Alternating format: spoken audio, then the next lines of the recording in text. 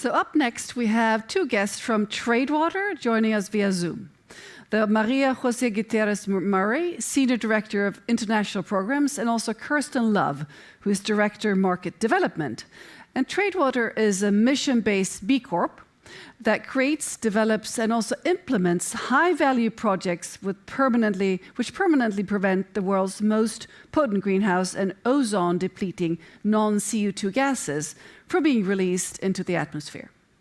Today, you'll be hearing about why we should have our eyes on non-CO2 gases and the strategy the company has developed to tackle this critical issue. So welcome, Maria. You're going first. Go ahead. Hello, everybody, and very nice to be here. Thank you for the invitation. I would like to tell you... Sure, Sorry, go ahead. Well, but I have a question for you, because we're actually doing a Q&A, I realize here. Why should we be concerned about the non-CO2 gases? Thank you. Yes, well, non-CO2 gases are greenhouse gases that are honestly not receiving enough attention around the world. These can be as much as 23,500 times more potent than carbon dioxide.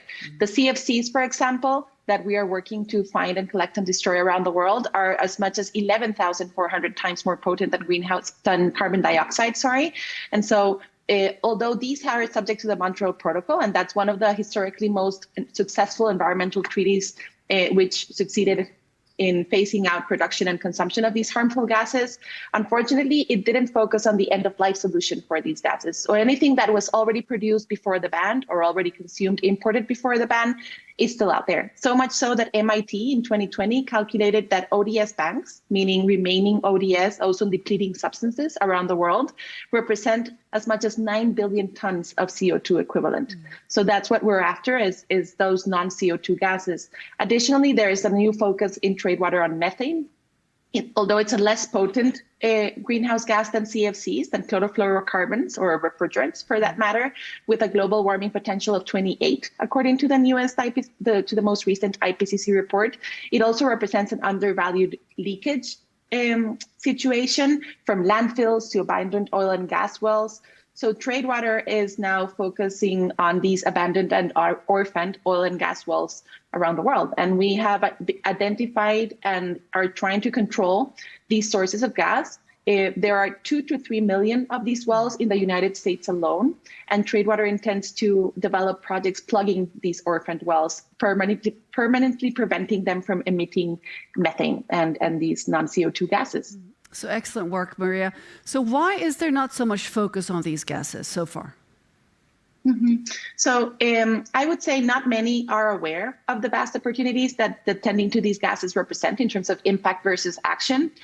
Carbon dioxide is a more common greenhouse gas that's out there, but these are so much more impactful per unit of action, let's say. So Project Drawdown actually highlighted refrigerants as one of the most low-hanging fruit opportunities for impact to address climate change at scale.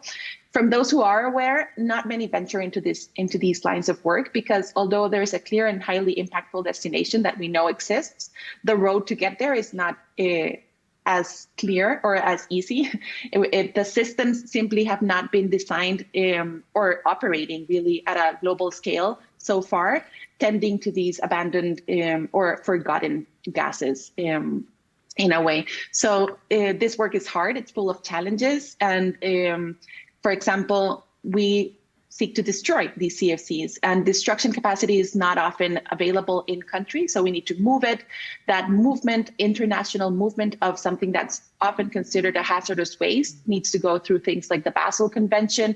These are not simple measures. However, it being challenging is also why Tradewater chooses to focus on this area, because we like to focus on the things that need focus and need work, and that's what we're after. We have found a way to do this extensive and challenging work. We know what we're doing, and we're now just trying to grow it to a larger scale around the world. Well, thank you, Maria. One might become curious to how you finance this fantastic work. How is that run? I mean, and how many are you? Because it seems like you mentioned a lot of oil wells that needs to be plugged. Yes. Well, Tradewater is I would describe it as a relatively small. We are a 40 approximately 40 people sized company. We do also rely on support from all sorts of consultants and people around the world who are supporters and engaged with this line of work. Kirsten